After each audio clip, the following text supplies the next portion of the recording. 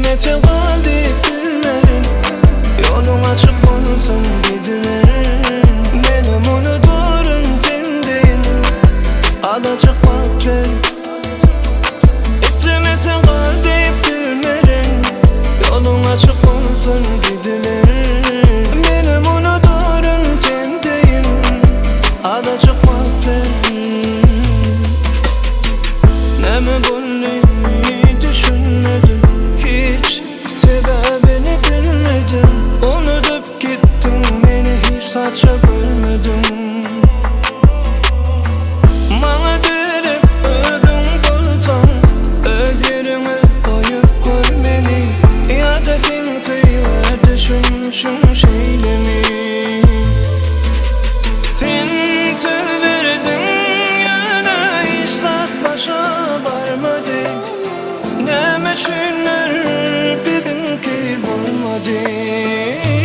İstemete kaldı günlerim, altın açık olsun gecelerim.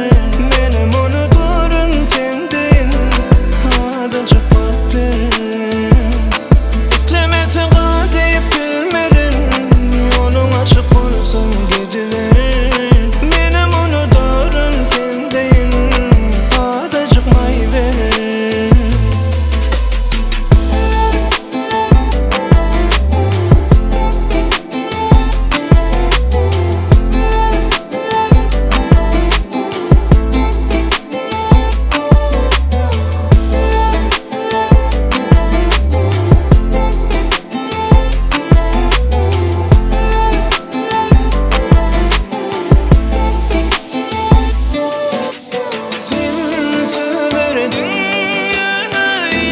Başa varmadı, ne meçhunlar bildim ki bulmadı.